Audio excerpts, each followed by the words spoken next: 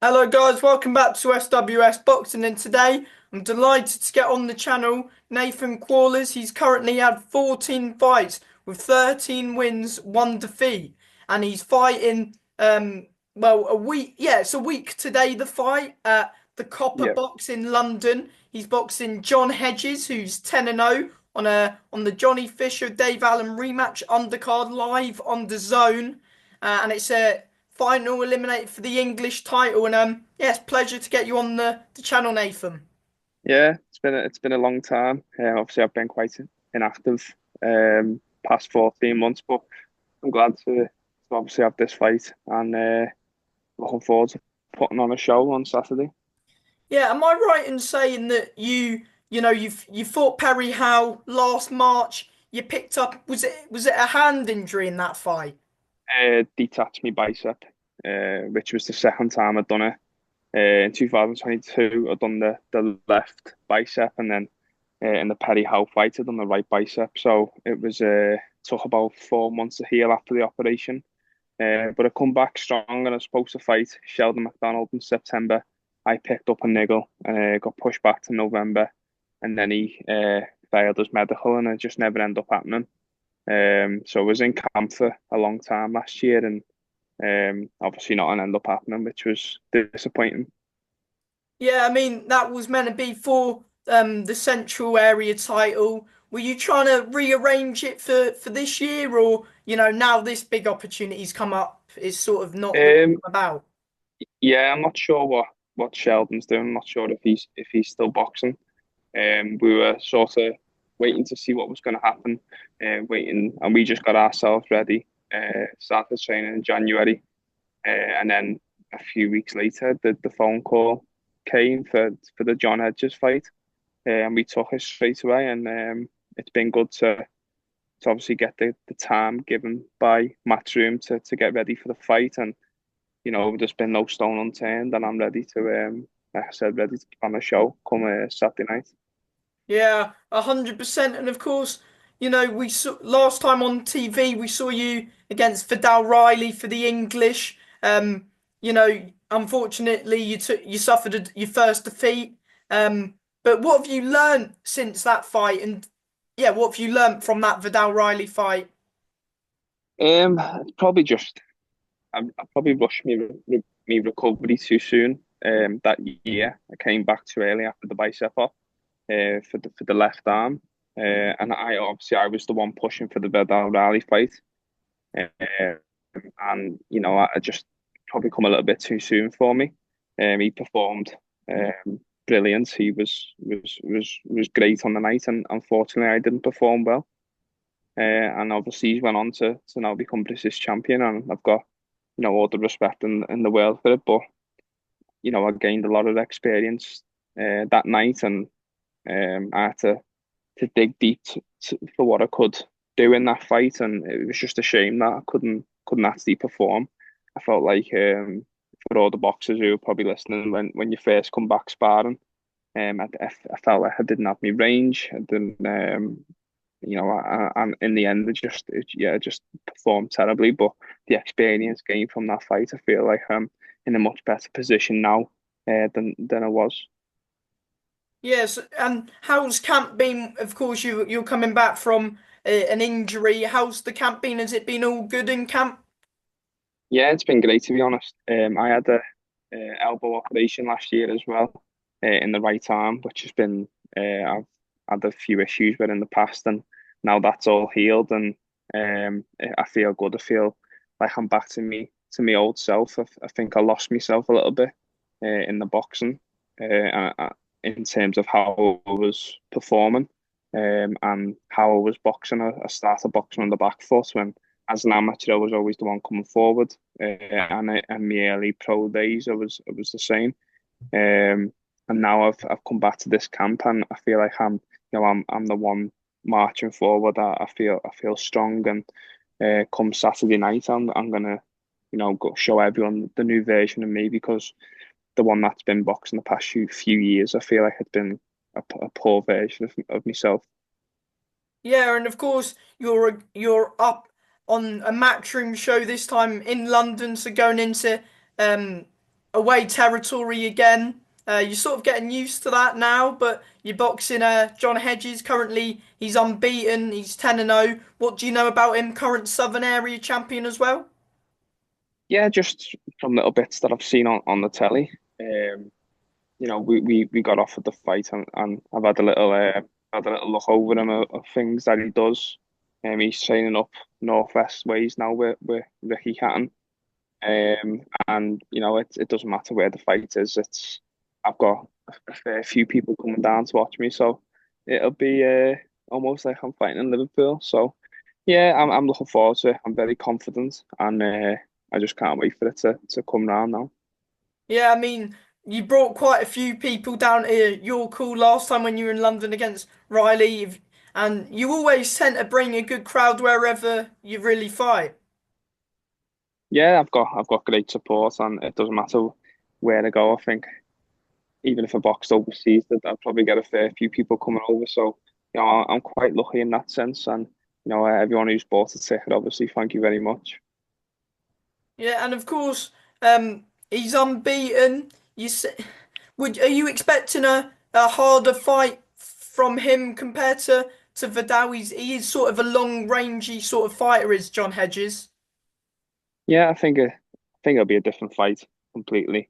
Um, Obviously, I had in the rally fight in my mindset that I was gonna try and box him on the back foot, and I said in the interview I was gonna give him a boxing lesson. I've sort of come away from that style. I'm gonna be I'm gonna be the one pressing and making the fight rough and similar to what Vidal done to me. I if he wants to go on the back foot, fine, but with we've been training a lot in the gym, doing lots of tech with southpaws, and obviously I've been sparring southpaws, so I'm ultra confident that I'm going to get the job done. And how do you prepare mentally for like a fight of this magnitude? Of course, this time it's an English eliminator, so potentially, getting bumped up for the actual English. Well, fingers crossed it does. Um, yeah. Yeah, I think it's just because this is what we do, and but this is what we want to do boxing for. I think it's my mentality's not really changed in terms of what I do differently or how I prepare for this sort of fight. I just train hard, and obviously we've been doing a little bit more tech work, but I'm uh, I'm confident. Feel like I've found myself again in boxing, and I feel strong in the gym. So I'm just confident. I'm ready to go. I wish it was this weekend. Yeah, well, only one more week to go. It's getting closer as we speak. Is this your first time boxing on the zone? Yeah, I've boxed on Sky twice, and this is the first one with Matchroom on the zone. Yeah, so ticking all the platforms off now. Yeah, yeah, but perform well and hopefully, get some bigger chances in the future as well. Yeah. Would you say this has been the best camp of your career to date? Yeah, I'd probably say so. I think more because I feel like I've found what I want to do. I'm not in between styles. I know full well what I'm going to do in the ring, and I feel strong. My body's strong. I've had 3 operations in the past 2 years, and I finally feel like I'm injury free coming into a fight, which is the first time for me in a long time. So, I'm 29 now. I'm starting to come into my peak years, and um, yeah, it's been a great camp. No niggles, just 100% version of me. Do you think you're coming into your sort of prime years? Yeah, I'd say so. Obviously, I turned over fairly younger at 23, and it's you start getting your mindset a little bit older. But I'm 30 this year, and gotta get through hedges, and then hopefully push on even more because I feel like I can do a lot in the sport.